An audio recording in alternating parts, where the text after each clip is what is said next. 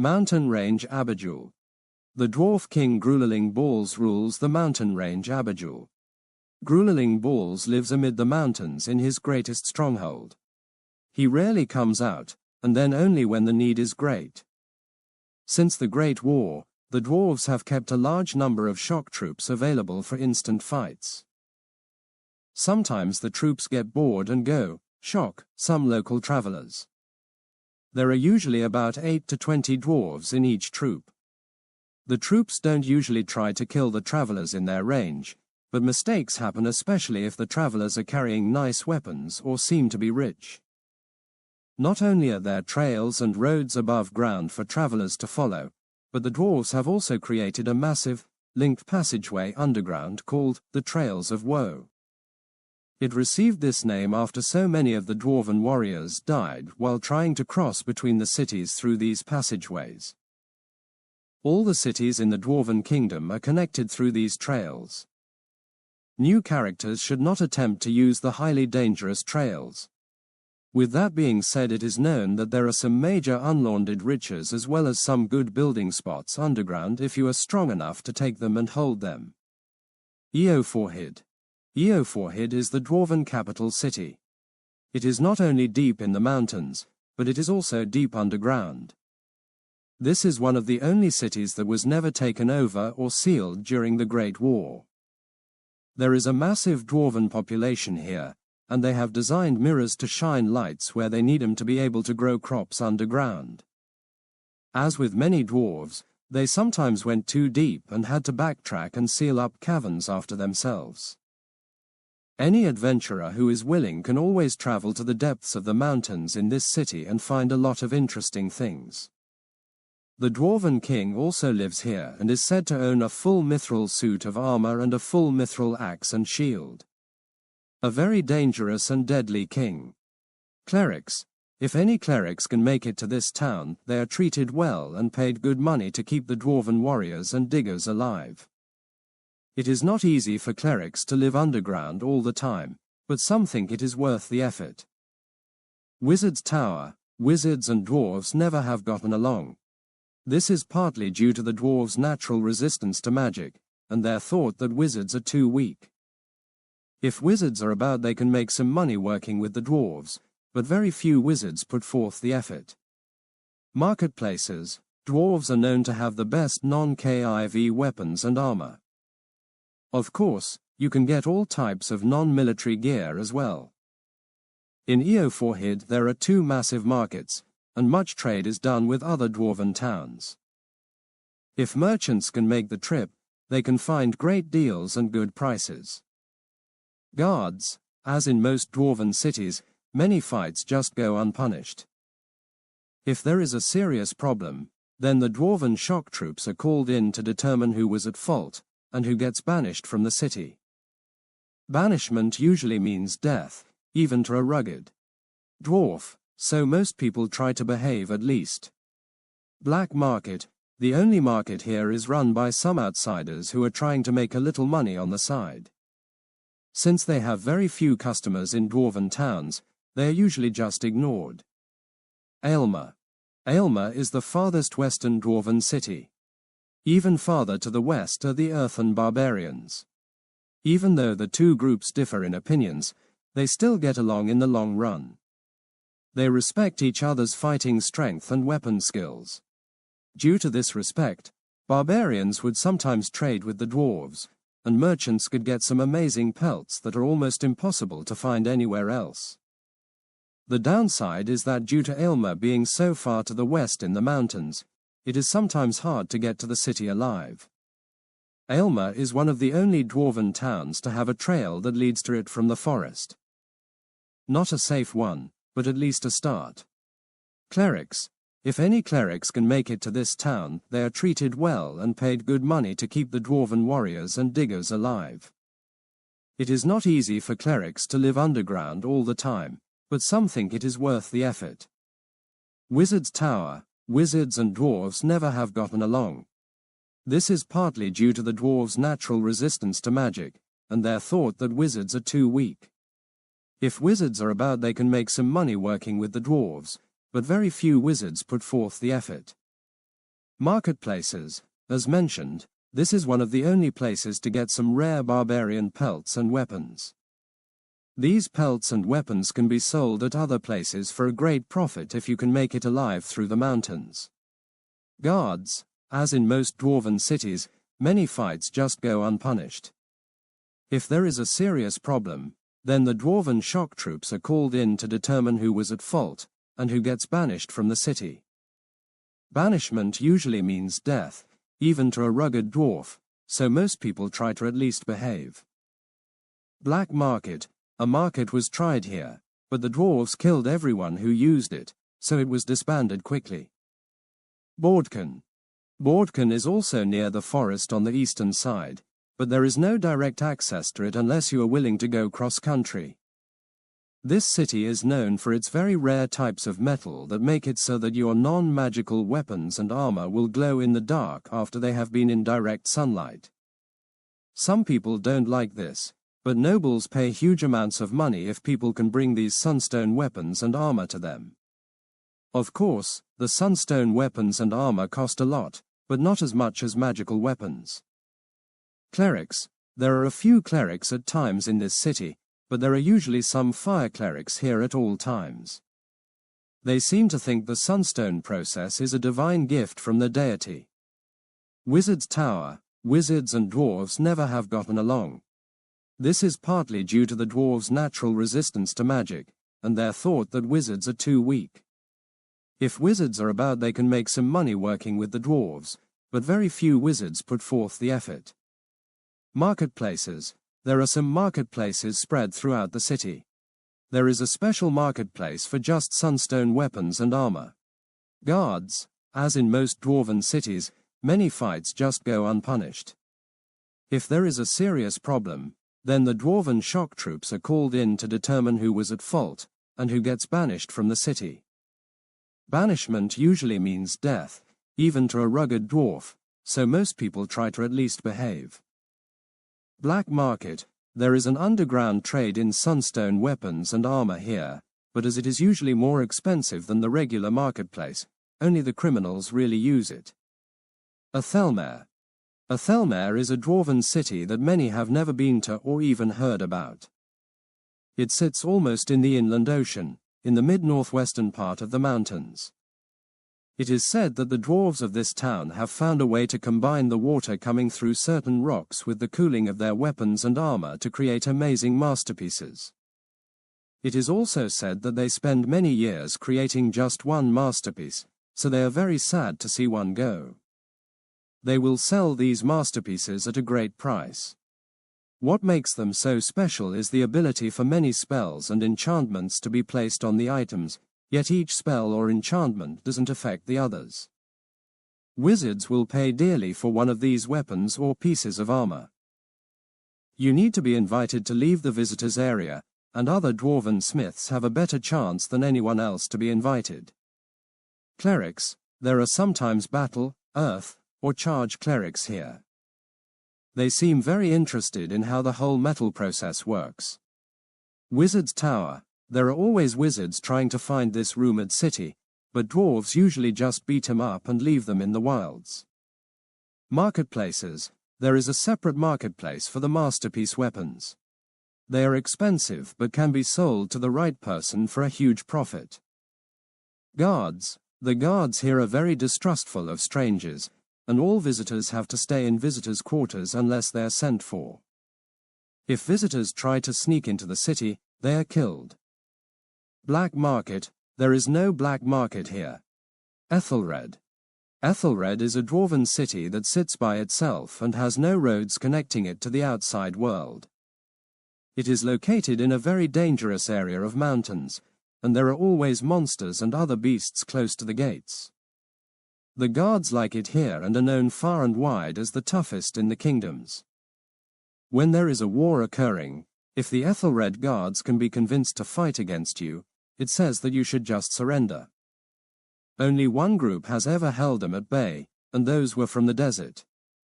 Only 3 warriors from each side survived, and they respected the other side so much for their fighting prowess that they walked away from the battle, swearing to never fight each other again. Clerics. Battle and war clerics love this city, as it is always exciting. It is hard to reach this city, and respect is given to those who can make it. Wizard's Tower. There are no wizard's towers here, and very few wizards. Marketplaces. There are marketplaces where you can buy everything you need. Guards. As in most dwarven cities, many fights just go unpunished. If there is a serious problem, then the dwarven shock troops are called in to determine who was at fault, and who gets banished from the city. Banishment usually means death, even to a rugged dwarf, so most people try to at least behave. Of course, these guards are very tough, so don't step out of line. Black market. There is no black market here. Aelith. Aelith is the only dwarven city that is on the inland ocean. These dwarves are known for developing a system of launching themselves from their ships at pirate ships. When pirates see them coming, they always run, because these dwarves love a good water battle. Aelith is also one of the only dwarven cities that has lots of merchants and trade flowing in and out, and almost anything dwarven-made can be found here. The only problem is that the city has no well-traveled roads to other dwarven cities, so you need to pay a dwarven Aelith guide in order to get to the next city. They are very expensive and set steep contracts. Clerics. Many clerics come and go from this city, and many go from here into the mountains to see what adventures there are to be found. Wizard's Tower. There is a smaller wizard's tower here. It is very well protected, and dwarves are not allowed to enter. Many wonder why the dwarves let them stay here at all, but the wizards are mostly just ignored. Marketplaces. There are 3 massive marketplaces in this city. Each marketplace has a special set of items it sells. This seems to be on purpose so that the dwarves can get visitors to visit all 3 marketplaces before they leave. Guards. As in most dwarven cities, many fights just go unpunished. If there is a serious problem, then the dwarven shock troops are called in to determine who was at fault, and who gets banished from the city. Banishment usually means death, even to a rugged dwarf, so most people try to at least behave. Merchants are protected well in this city. Black market. There is a massive black market here, and tons of goods go and come through it every day. A 10% tax is added to all transactions to pay the dwarven city to stay out of their business. Seaward. Seaward is one of the dwarven cities that not much is known about.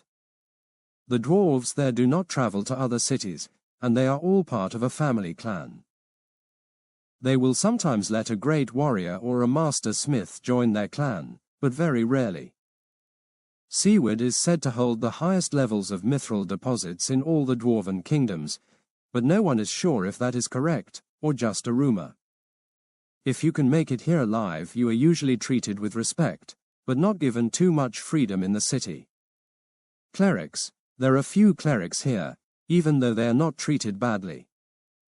They just don't seem to like it here.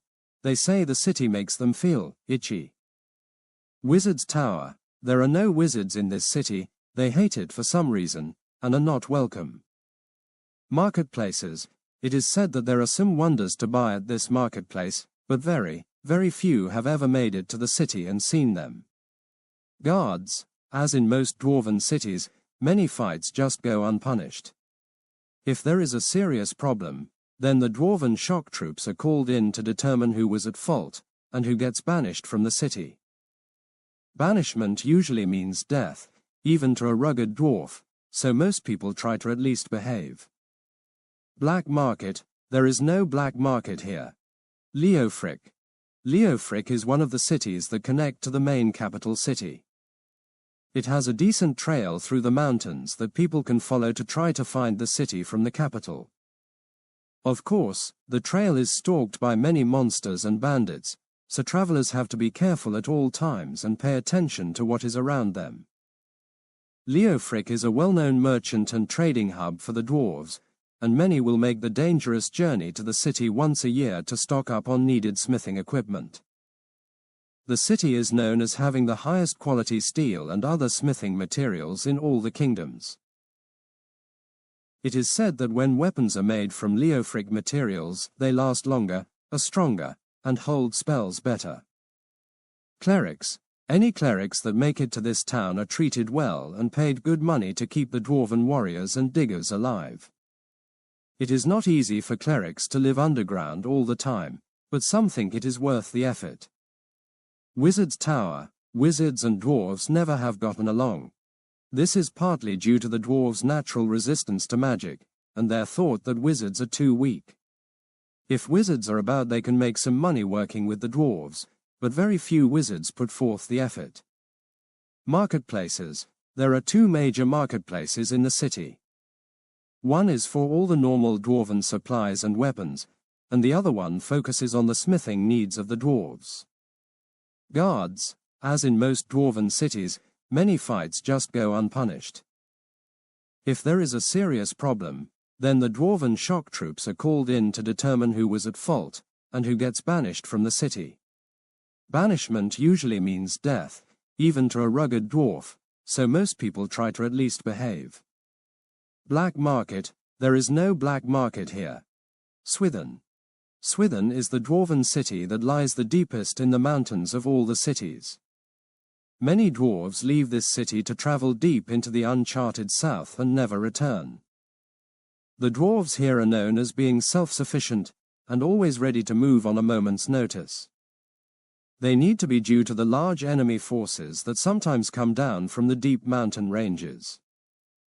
Some consider Swithin as the final frontier to the dwarves, and it is known far and wide as a massively fortified city. Many dwarven warriors are only truly respected when they have spent some time in Swithin and helped to defend the city. If strangers travel here and live while defending the city, they are always well rewarded for their efforts. Clerics. Any clerics that make it to this town are treated well and paid good money to keep the dwarven warriors and diggers and warriors alive. It is not easy for clerics to live underground at times, but some think it is worth the effort. Wizard's Tower. Wizards and dwarves never have gotten along. This is partly due to the dwarves' natural resistance to magic, and their thought that wizards are too weak. If wizards are about, they can make some money working with the dwarves, but very few wizards put forth the effort. Marketplaces. There is one major marketplace here that focuses on mostly military items. Guards. As in most dwarven cities, many fights just go unpunished. If there is a serious problem, then the dwarven shock troops are called in to determine who was at fault, and who gets banished from the city. Banishment usually means death, even to a rugged dwarf, so most people try to at least behave. Black market. There is no black market here. Stark. Stark was once known as the greatest dwarven city in history. It then fell into disgrace and was taken over by enemy forces wielding a semi-evil artifact. Recently, a dwarven hero has retaken the city and started to rebuild it to its former glory. One of the major dangers discovered in the city was a barricaded entrance into the dark. It has been rumored that the KIVs are trying to find someone willing to protect them as they travel into the depths of the dark and look for certain smithing materials. Clerics. Some clerics have been invited to visit this new city, and they have started to set up temples and other places of worship. Clerics in this city are always kept very busy, and there is usually a good group around seeing the new sights. Wizard's Tower. Wizards are welcome to a minor extent in the city, as all magical help is useful if any attack occurs. There is no formal wizard tower in the city. Marketplaces. There are some marketplaces in this city, and they are just starting to make weapons and other gear from the high-quality ore found in the area around the city. Guards. As in most dwarven cities, many fights just go unpunished. If there is a serious problem, then the dwarven shock troops are called in to determine who was at fault, and who gets banished from the city. Banishment usually means death, even to a rugged dwarf, so most people try to at least behave. Black market. There is a beginning black market here, but no one has noticed it yet. Gimblet. Gimblet is a very dangerous town. Even though it has not been proven yet, Most people understand that this town is the headquarters of the Pirates Guild. Merchants sailing through the area are almost always being attacked by pirates. Many merchants are willing to pay large sums of gold to get adventurers to help them protect their ships. There have been sightings of a man of war in the area, and any pirate hunters heading that way rarely return. There are rumors of an entrance to the Trails of Woe in the town, and also a mithril mine deep in the trails that some have tried to find. None have ever returned. Clerics have been welcome in Gimblett with no questions asked. Many of these clerics do not come back. Clerics tend to avoid this town if possible. Wizard's Tower. There are rumors of a small wizard enclave in Gimblett. The wizards here seem to like that no one bothers them or cares what they do. Marketplaces. There are huge marketplaces throughout the city. You can buy and sell anything in this city, as long as you can get in and out alive. Guards. Gimblett is best described as a free-for-all. You will need to have your guards or be able to take care of yourself if you want to visit Gimblett. With that being said, the Trade Guild is the main enforcing body in the town. What they say, goes. Black market. There is an enormous black market here. Almost anything you want can be found and sold here. The Trade Guild runs the market, and you need to give them first dibs to buy anything you have at a slightly reduced price before you can use the rest of the market.